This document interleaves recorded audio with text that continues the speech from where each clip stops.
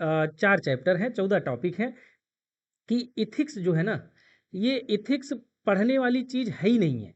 Ethics महसूस करने वाली चीज़ है। जितना स्ट्रेटजी मैं बता रहा हूँ, अगर इतना आपने कर लिया, तो ये जो इथिक्स है ना, ये आपके लिए मक्खन हो जाएगा, एकदम मक्खन। जहाँ पे सारी कोचिंगें बंद हो जाती हैं, वहाँ से मैं शुरू करूँगा। कि भाई चैनल पे नए हो तो सब्सक्राइब कर लेना, क्योंकि काम की चीज़ें मैं लेके आता हूँ। दोस्तों के साथ शेयर तो नहीं करोगे क्योंकि कंपटीटर हैं वो सब, लेकिन फिर भी आप कर सकते हो अगर चाहो तो। हेलो दोस्तों, नमस्कार। ड्रीम कैंपस में आपका स्वागत है। दोस्तों, आप लोगों के डिमांड पर इथिक्स और इंटीग्रिटी वाला जो हमारा सिलेबस है, हम लोग फिर से शुरू कर रहे हैं। लेकिन इस बार शुरू करने से पहले एक शर्त है आप लोगों के लिए कि जो भी टॉपिक मैं कराऊंगा, उससे संबंधित मैं 2 प्रश्न आपको दूंगा, 2 क्वेश्चन दूंगा। उसका आंसर आपको हर हाल में लिख करके 1 दिन या 2 दिन के अंदर आपको टेलीग्राम पे भेजना होगा। जिस तरह से हम लोग पहले पढ़े थे, उसी तरह से इस बार भी पढ़ेंगे, लेकिन 1-2 चेंज है उसमें। एक सबसे बड़ा चेंज तो ये है कि अब की बार का जो हमारा पीपीटी रहेगा, वो बाइलिंगुअल रहेगा, इंग्लिश मीडियम और हिंदी मीडियम दोनों के लिए, ताकि वो फ़ायदेमंद हो सके। दूसरा, क्वेश्चंस हम लोग देंगे। क्वेश्चन का आंसर आप लोग लिखेंगे, टेलीग्राम पे भेजेंगे, जिसमें 2 दिन का आपको समय दिया जाएगा। उसका इवैल्यूएशन किया जाएगा और फिर आपको वहाँ पे टेलीग्राम पे ही उसको दे दिया जाएगा। साथ में एक मॉडल आंसर भी दिया जाएगा। ठीक है? जितना स्ट्रेटजी मैं बता रहा हूँ, अगर इतना आपने कर लिया, तो ये जो एथिक्स है ना, ये आपके लिए मक्खन हो जाएगा, एकदम मक्खन। और 120 से 150 नंबर बहुत आसानी से आप लोग गेन कर लेंगे। आज के वीडियो में हम सिलेबस पे चर्चा करेंगे कि हम लोग शुरू कैसे करेंगे, कहाँ से शुरू करेंगे, क्या स्ट्रेटजी होगी, हमारा सिलेबस क्या कहता है। तो अगर हम बात करें कि जो हमारा पहला टॉपिक है, ये है एथिक्स एंड ह्यूमन इंटरफेस। जैसा कि आप जानते हैं, सीधी सी बात है भाई, 4 चैप्टर हैं, 14 टॉपिक हैं, बाकी सब केस स्टडीज पे डिपेंड करता है। और जो मोरल थिंकर वाला हमारा पोर्शन है, उस पे डिपेंड करता है आपकी एथिक्स की तैयारी कैसी है। तो हमारा जो सबसे ज़्यादा फोकस होगा उसी पे होगा कि किस तरह से इस पूरे लेक्चर सीरीज को, या एक तरह समझिए पूरे सिलेबस को एकदम मक्खन बना दें। ठीक है? आपको करना सिर्फ इतना है जितना मैं कह रहा हूँ, उससे ज़्यादा कुछ नहीं। ठीक? तो पहला जो हमारा टॉपिक है, वो है ethics and human interface. Hindi में यदि बात करें तो नैतिकता और मानव व्यवहार। ठीक है? अब इसमें जो पहला इसका सब टॉपिक है, वो है एथिक्स। इसका इसेंस क्या होता है, एथिक्स का इसेंस क्या है, डिटर्मिनेंट्स क्या कौन कौन से होते हैं, मतलब उसके निर्धारक तत्व कौन कौन होते हैं, नैतिकता को निर्धारित करने वाले कौन कौन से तत्व होते हैं, और उसका परिणाम हमको समाज में, हमारे प्रशासन में, हमारा जो पब्लिक लाइफ है उसमें, हमारा जो प्राइवेट लाइफ है उसमें, कैसे हम उसको देख सकते हैं। हिंदी में अगर बात करें तो नैतिकता का सार, निर्धारक तत्व और परिणाम, ये हमारा पहला सब टॉपिक है। दूसरा है एथिक्स के डायमेंशंस क्या क्या होते हैं। जैसा कि हमने बताया कि आपका एक व्यक्तिगत एथिक्स होगा, पर्सनल एथिक्स होगा, आपका एक सोशल एथिक्स होगा, मतलब आप सोसाइटी में कैसे उठते बैठते हैं, सोसाइटी आपके साथ कैसे व्यवहार करती है और आप सोसाइटी के साथ कैसे व्यवहार करते हैं। तीसरा ये होता है कि प्रोफेशनल, यदि आपका सिलेक्शन हो गया तो आप पब्लिक लाइफ में जब जाएंगे, या फिर नहीं सिलेक्शन होता है, या फिर कहीं आप नौकरी कर रहे हैं, प्राइवेट नौकरी कर रहे हैं, अपना कोई बिजनेस धंधा कर रहे हैं, तो आपका प्रोफेशनल एथिक्स कैसा होना चाहिए। ठीक? तो ये 3 तरह के हैं। प्रोफेशनल एथिक्स का सीधा सा मतलब ये है कि आप अपने प्रोफेशनल लाइफ में कैसे बिहेव कर रहे हैं, कैसा आपका आचरण है, किसी भी टॉपिक पे आपका पॉइंट ऑफ व्यू क्या है, आपका एक्शन क्या है, यही सब मिला करके होता है प्रोफेशनल एथिक्स। तो इसके बारे में भी हम लोग बात करेंगे एक एक करके। उसके बाद एथिक्स इन रिलेशनशिप, आजकल ये बहुत हाईलाइट हो रहा है, आपके व्यक्तिगत रिलेशनशिप में, साथ में आपका जो प्रोफेशनल रिलेशनशिप है उसमें भी। तो ये तीसरा सब टॉपिक हमारा हो गया। इसमें देखिए 2 तरह का है, प्राइवेट और पब्लिक रिलेशनशिप, इथिकल रिलेशनशिप आप इस तरह से कह सकते हैं। उसके बाद वैल्यू इनकलकेशन, इसका मतलब ये है कि आपके व्यवहार में, आपके जीवन में जो वैल्यूज हैं, वो वैल्यूज आपके अंदर कैसे आते हैं, उसका इनकलकेशन कैसे होता है। तो सबसे पहला जो टीचर होता है वो माँ होती है, आपका परिवार होता है, फिर उसके बाद बहुत सारी चीज़ें आपको सोसाइटी सिखा देती है, बचा खुचा चीज़ जो आपका एजुकेशनल इंस्टीट्यूशंस है वो सिखा देती हैं। अच्छा, एक चीज़ आप ये समझिए कि एथिक्स जो है ना, ये एथिक्स पढ़ने वाली चीज़ है ही नहीं है। एथिक्स महसूस करने वाली चीज़ है, और मैं इस चीज़ को आपको महसूस करा दूँगा। आने वाले समय में ना आपका 120 से 150 नंबर कैसे होगा? क्योंकि एथिक्स में जो चीज़ें आप पढ़ेंगे ना, आप केवल एथिक्स में ही प्रयोग नहीं करेंगे। आप उसका ऐसे में बहुत भरपूर मात्रा में प्रयोग करेंगे। बहुत सारे कोट्स मैं देने वाला हूँ इस बार। जो हमारे लीडर्स हैं, जो हमारे सोशल रिफॉर्मर्स हैं, उनके बहुत सारे कोट्स मैं देने वाला हूँ, जिसका प्रयोग आप अपने एथिक्स के आंसर में करेंगे, साथ में आप अपना एसे में भी करेंगे। तो जैसा कि हमने कहा कि एथिक्स पढ़ने वाली चीज़ नहीं है, ये महसूस करने वाली चीज़ है। ओके, अब इसमें जो आपका वैल्यू होता है इनकलकेशन, तीन तरह से हो जाता है, फैमिली, सोसाइटी और एजुकेशनल इंस्टीट्यूशंस। अच्छा, इसमें जैसे जैसे परिदृश्य चेंज हो रहा है ना हमारी सोसाइटी का, हमारा जो सोशल स्ट्रक्चर है, सोसाइटी में जो लोग हैं उनका जो सोचने समझने का तरीका है, काम करने का तरीका है, वो बहुत तेज़ी से बदल रहा है। और इस बदलाव के पीछे एक बहुत बड़ा कारण ये है कि जो टेक्नोलॉजिकल एडवांसमेंट हमारी सोसाइटी में हो रहा है, हर चीज़ में हम टेक्नोलॉजी को इन्वॉल्व कर रहे हैं। किसी भी काम को करने के लिए हम टेक्नोलॉजी का सहारा ले रहे हैं। यहाँ तक कि हम चैट जीपीटी से भी पूछते रहते हैं कि हमको क्या पहनना चाहिए, क्या ओढ़ना चाहिए। सैमसंग वाले अलग से बवाल किए हुए हैं कि सर्किल टू सर्च कर लो, है ना? कैमरा खोल करके दिखा दो कि आज हमको पार्टी में जाना है और हमारे पास ये सारे कपड़े हैं, ये हमारे पास गहने हैं, कौन-सा पहनूँ मेरे ऊपर सूट करेगा? तो वो जवाब देगा। तो कहने का मतलब ये है कि जो वैल्यूज़ इनकलकेट हो रही हैं हमारे सोसाइटी में या फिर आपके व्यक्तित्व में, उसमें अब केवल इन 3 लोगों का रोल नहीं है, अब एक चौथा रोल भी है टेक्नोलॉजी का। तो हम लोग इस बार का जो एथिक्स करेंगे ना, उसमें हम जो आजकल का हमारा एग्ज़ाम्पल है, रियल लाइफ़ जो इवेंट्स हैं, उसका हम एग्ज़ाम्पल लेकर के समझेंगे। 2025 का यदि आप क्वेश्चन देखोगे, तो उसमें एआई और इस तरह से एडमिनिस्ट्रेशन को लिंक करके क्वेश्चन भी पूछा है। तो कहने का मतलब ये है कि केवल स्टैटिक पोर्शन पढ़ने से ही काम नहीं चलेगा। रियल लाइफ़ जो इवेंट्स हैं, रियल लाइफ़ जो एग्ज़ाम्पल्स हैं, उनको भी हमको अपने आंसर में डालना पड़ेगा, तब जा कर के आपका आंसर जो होगा वो प्रभावशाली बन पाएगा। ठीक है? ये हो गया वैल्यू इनकलकेशन। अगला हमारा टॉपिक है ह्यूमन वैल्यूज, मतलब मानव जीवन में जो वैल्यूज हैं वो कैसे कैसे आती हैं। तो उसमें हम अपने लीडर्स से सीखते हैं, हमारे जो नेता हैं या हमारे जो आइडल हैं हम उनसे सीखते हैं। साथ में हमारे सोसाइटी के बहुत सारे रिफॉर्मर्स हैं, हम उनसे सीखते हैं। और हमारे जो प्रशासक रहे हैं पहले के या वर्तमान के, तो हम उनसे भी सीखते रहते हैं। ठीक है, तो ये हमारा पहला टॉपिक है, इथिक्स एंड ह्यूमन इंटरफेस। दूसरा टॉपिक हमारा आ जाता है एटीट्यूड। ये बड़ा टफ लगता है लोगों को समझने में। सीधी सी बात है, एटीट्यूड का मतलब होता है रवैया। आप कैसे काम कर रहे हो, आप कैसे सोसाइटी में रह रहे हो, किसी भी टॉपिक पे, किसी भी पॉइंट पे आपका पॉइंट ऑफ व्यू क्या है, आप कैसे रिएक्ट कर रहे हो, कैसे सोच रहे हो, यही है एटीट्यूड। ठीक है ना? लोग कहते हैं ना कि फलानवा का एटीट्यूड बड़ा खराब है या फलाने का एटीट्यूड बड़ा पोलाइट है, तो वही है, इसको समझेंगे हम लोग। तो जो दूसरा टॉपिक है एटीट्यूड एंड एप्टीट्यूड का है, इसमें हम पहली चीज़ जो देखेंगे वो एटीट्यूड के बारे में पढ़ेंगे। इसका विषय वस्तु क्या होता है, मतलब कंटेंट क्या है, इसका स्ट्रक्चर क्या है, एटीट्यूड का काम क्या है, फंक्शन क्या है, और यह आपके बिहेवियर को कैसे प्रभावित करता है, इसके बारे में हम बात करेंगे। साथ में देखिए, एटीट्यूड केवल आपके ही बिहेवियर को प्रभावित नहीं करता है, बल्कि आपका एटीट्यूड सामने वाले के बिहेवियर को भी प्रभावित करता है। तो इसके जितने भी डायमेंशंस होंगे हम लोग एक एक करके सब देखेंगे। उसके बाद टाइप्स ऑफ एटीट्यूड आप देखेंगे। पॉलिटिकल एटीट्यूड हो गया, मोरल एटीट्यूड हो गया, और इसका सोशल इन्फ्लुएंस और परसुएशन हम देखेंगे। ठीक है, कि आपका एटीट्यूड के फॉर्मेशन में सोसाइटी कैसे रोल प्ले करती है। ठीक है, या फिर जो सोशल हमारे बहुत सारे कंडक्ट होते हैं, वो कैसे आपका एटीट्यूड चेंज करते हैं।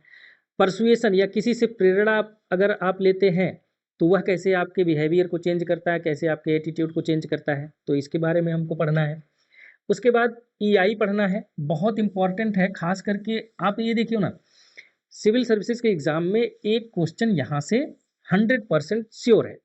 इस बार का जो प्रश्न था उसमें ये था कि जो आपका ईआई है, ईआई को आपका एआई कैसे प्रभावित करता है। समझ रहे हैं आप इस बात को? मतलब इमोशनल इंटेलिजेंस को आर्टिफिशियल इंटेलिजेंस कैसे प्रभावित करता है और शासन प्रशासन में उसका कैसे हम प्रयोग करते हैं, या फिर शासन प्रशासन में उसका क्या रोल होता है, इस तरह का क्वेश्चन था।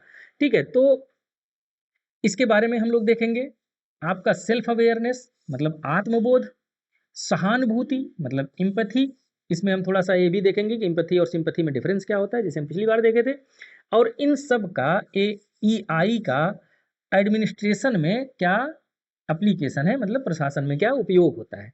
ठीक है, तो कैसे प्रशासन की दृष्टि से आपका जो इमोशनल इंटेलिजेंस है वो इम्पॉर्टेंट होता है, इसके बारे में हम लोग देखेंगे।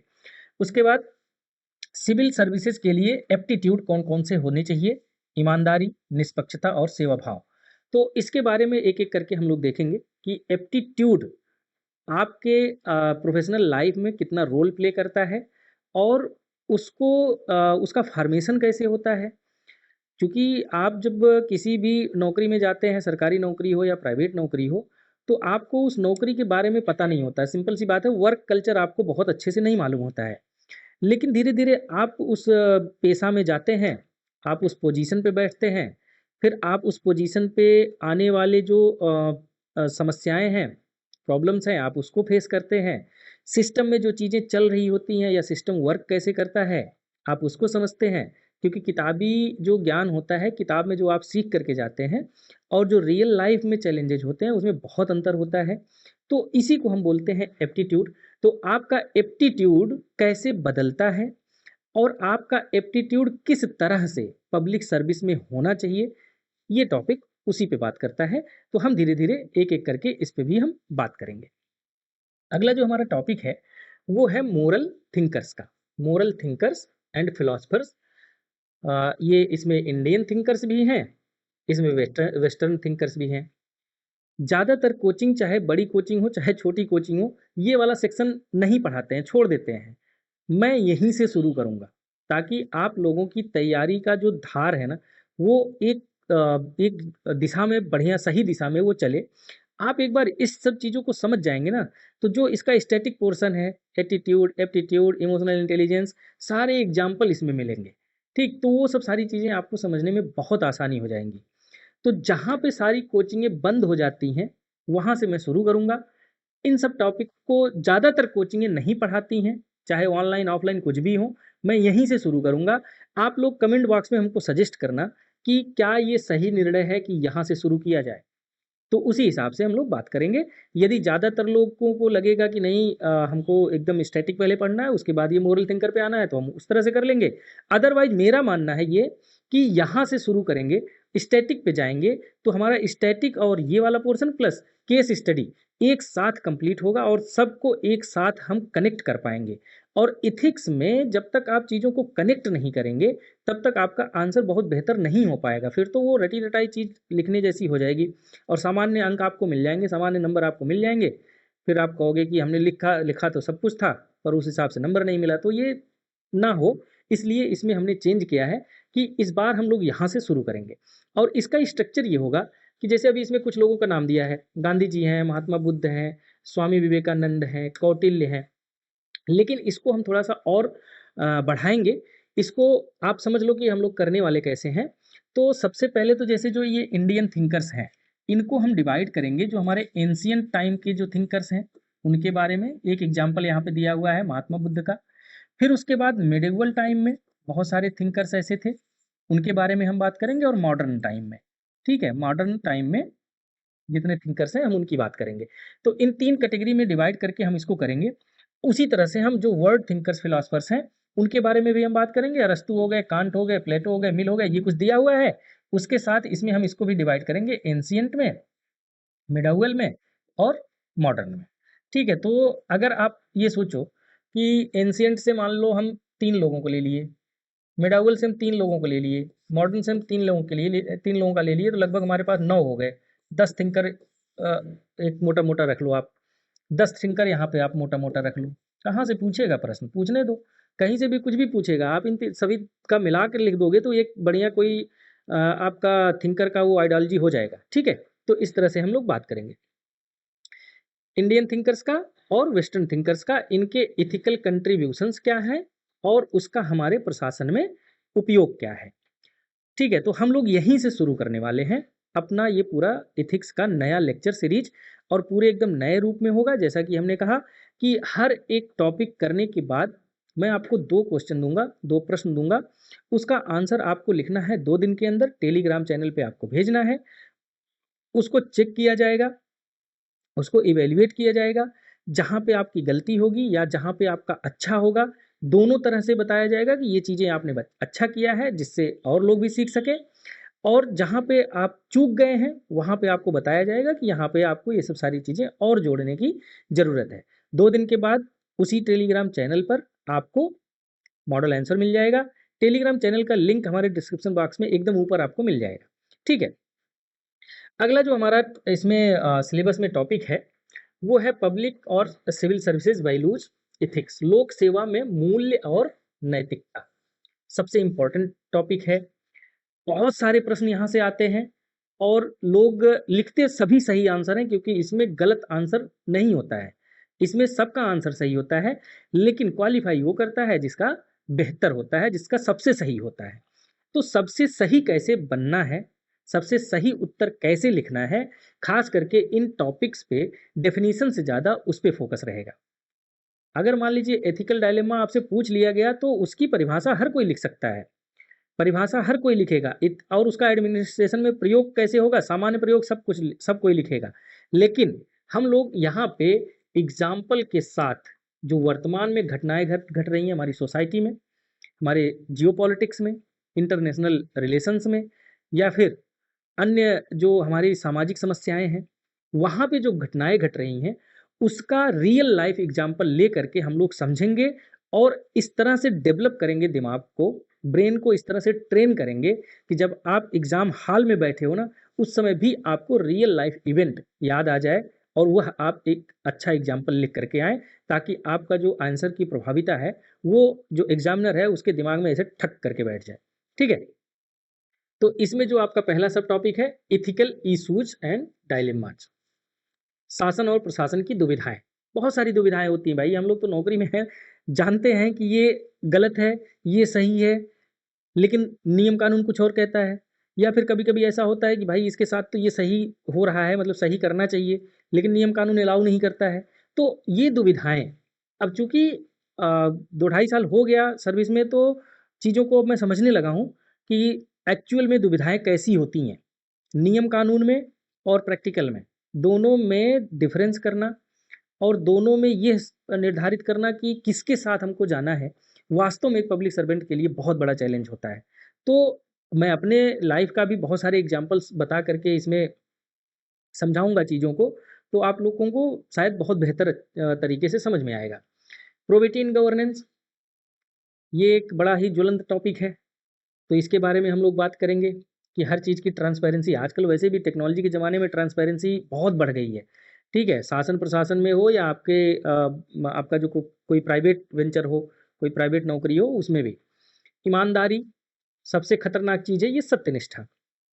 क्योंकि ऐसा हमने महसूस किया है कि काम तो आप कर रहे हो नौकरी में, और आपकी सत्यनिष्ठा डिसाइड करती है अथॉरिटी। ऊपर के जो अधिकारी है ना, उच्च अधिकारी, वो डिसाइड करते हैं कि जो आपका एक्शन था उसमें आपकी सत्यनिष्ठा थी कि नहीं थी, और वो बहुत सारे ऐसे फैक्टर्स होते हैं जिसके बेसिस पे वो डिसाइड करते हैं। तो इसके बारे में हम लोग बहुत अच्छे से चर्चा करेंगे, बहुत अच्छे से बात करेंगे, और कोशिश करेंगे कि ये सत्यनिष्ठा वाला जो प्रोग्राम है ये आपको बहुत अच्छे से समझ में आ जाए।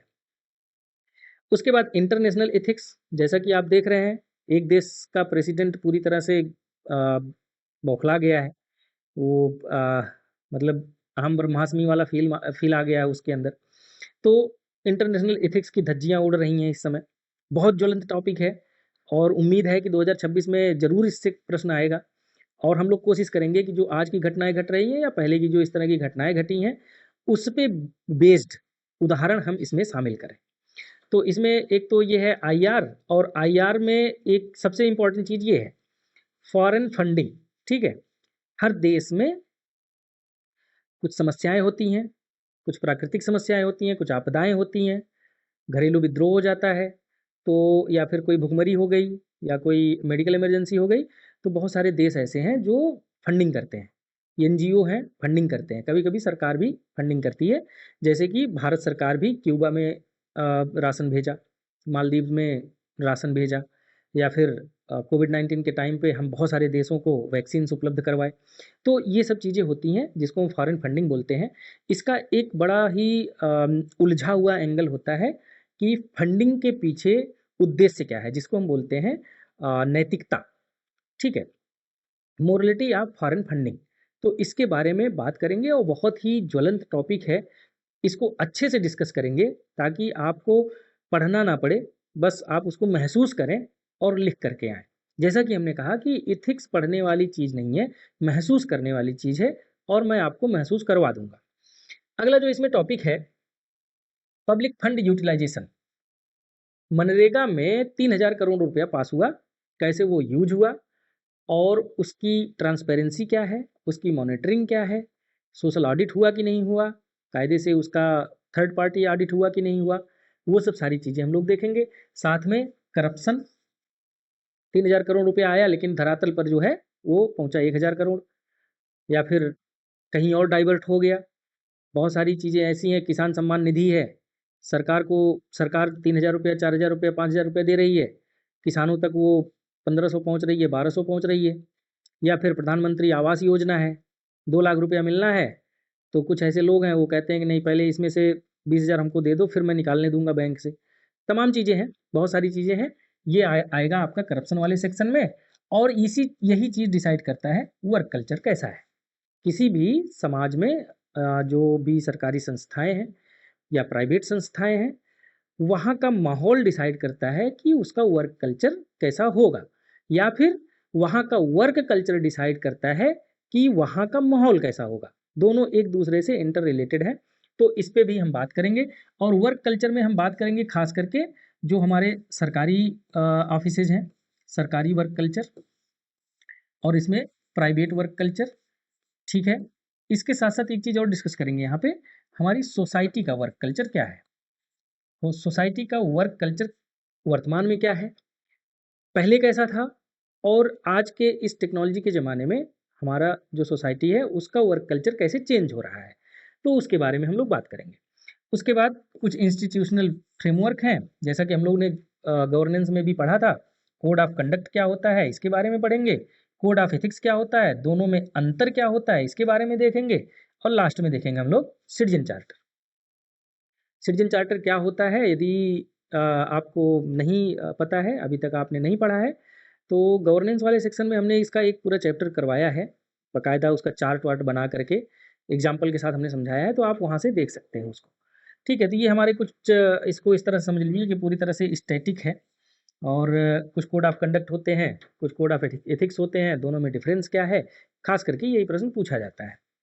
या फिर कोड ऑफ कंडक्ट या कोड ऑफ एथिक्स प्रॉपर तरीके से हमारे यहाँ एडमिनिस्ट्रेशन में लागू हो पा रहे हैं कि नहीं हो पा रहे हैं, इस पे बात होती है। उसके बाद हमारा आ जाएगा केस स्टडीज। और केस स्टडीज में हमने इस बार यह सोचा है, एक तो हम प्रीवियस ईयर के कुछ लेंगे, ज़्यादा पुराना नहीं लेंगे क्योंकि वो ज़्यादा पुराना वाला आउटडेटेड हो जाता है, उससे कुछ हमको फ़ायदा मिलता नहीं है। इसमें 1 साल का, मान लो अगर हम 2026 की तैयारी कर रहे हैं तो हम 2025 का यहाँ पे कुछ केस स्टडीज लेंगे। जैसा कि हमने कहा कि जो टॉपिक हम लोग कर रहे होंगे, जो टॉपिक हम पढ़ रहे होंगे उसी से संबंधित एक केस स्टडी भी करवाएंगे साथ में, तो ये वाला हमारा साथ में पूरा होता जाएगा।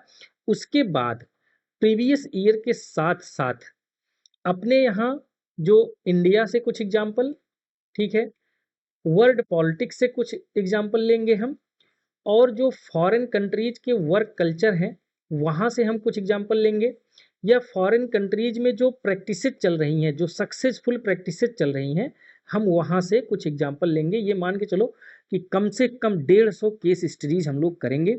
उसमें जो टॉपिक से संबंधित है उसको वहाँ पे करते हुए चलेंगे। साथ में मोरल थिंकर्स वाला जो हमारा पोर्शन है वहाँ पे हम केस स्टडी करेंगे, साथ में लास्ट में सभी को मिला करके हम लोग करेंगे। केस स्टडी में भी हम यह काम करेंगे कि केस स्टडी आपको दी जाएगी और उस पे आपको आंसर क्वेश्चन दिया जाएगा और उसका भी आंसर आपको लिखना है, टेलीग्राम पे हमको भेजना है। ठीक है, तो ये इस तरह से हमारा पूरा प्रोग्राम रहेगा और इसमें अगर कोई सुझाव हो, बाकी देखिए ये सब सारी चीज़ें ना सब केस स्टडी में आती हैं, डिसीजन मेकिंग, एथिकल वैल्यूज़, जब हम केस स्टडीज़ कर रहे होंगे तो ये टॉपिक हम लोग पिन पॉइंट करेंगे कि हमारा इस टॉपिक से संबंधित ये केस स्टडी है।